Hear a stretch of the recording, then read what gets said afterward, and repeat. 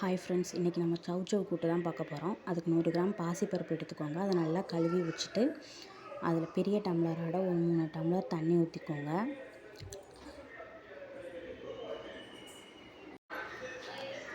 எனக்கு தேவையான அளவு நான் தண்ணி ஊற்றிருக்கேன். நீங்கள் எப்படின்னு பார்த்துக்கோங்க. அப்புறம் அடுப்பில் வச்சதுக்கப்புறம் 1 ஸ்பூன் மஞ்சள் தூள், தேவையான அளவு உப்பு போட்டு மூடி போட்டு நல்லா கொதிக்க விடுங்க. இந்த மாதிரி கொதி வந்ததுக்கப்புறம் ஒரு 10 போல் சின்ன வெங்காயம், அப்புறம் 4 பச்சை மிளகாய். நான் மிளகாத்தூள் எதுவும் சேர்க்க போகிறது இல்லை, அதனால் 4 பச்சை மிளகாய் போட்டுக்கிறேன். அப்புறம் தக்காளி, ஒரு பெரிய சைஸ் தக்காளி 1. அதுக்கப்புறம் பூண்டு ஒரு 7 பல் போல் சேர்த்துட்டு சௌசௌ இந்த மாதிரி ஷேப்பில் கட் பண்ணி வச்சுக்கோங்க. இதை இந்த மாதிரி பருப்பு இந்த பதத்துக்கு வெந்ததுக்கப்புறம் நம்ம அந்த சௌசௌவை ஆட் பண்ணிக்கலாம். இப்போ நம்ம அந்த சௌசௌவை ஆட் பண்ணியாச்சு.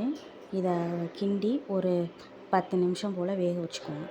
இதுக்கப்புறம் ஒரு அரை மூடி தேங்காய் எடுத்து 1 ஸ்பூன் ஜீரகம், 1 ஸ்பூன் சோம்பு போட்டு நல்லா ஃபைன் பேஸ்ட்டாக அரைச்சிக்கோங்க. இப்போ நம்ம வேக வச்சோம் பார்த்திங்களா சௌசௌ, அதில் இந்த மாதிரி வெந்ததுக்கப்புறம் இந்த பேஸ்ட் எடுத்து ஊற்றி நல்லா கிளறி விட்டு இதை ஒரு 5 மினிட்ஸ் வேக வைங்க. மூடி போட்டு வேக வச்சுருங்க.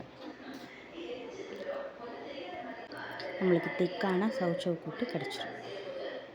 அப்புறம் 5 மினிட்ஸ்க்கு அப்புறம் பார்த்தா இந்த மாதிரி வந்திருக்கு. இப்போ நம்ம என்ன பண்ண போகிறோம்னா, இதை இறக்கி வச்சுட்டு ஒரு தாளிப்பு கரண்டியில் 2 ஸ்பூன் எண்ணெய் ஊற்றி அதில் கடுகு 1 ஸ்பூன், 1 டீஸ்பூன் சோம்பு, 1 டீஸ்பூன் சீரகம் 1 டீஸ்பூன், கருவேப்பிலை போட்டு நல்லா இது பண்ணிவிட்டு அதை தாளித்து அந்த நம்ம செஞ்சு வச்சுருக்கோம் பார்த்திங்களா, அதில் விட்டுட்டு நல்லா கிளறி விட்டிங்கன்னா ஒரு சூப்பரான சௌசௌ கூட்டு நம்மளுக்கு ரெடி. Thank you friends.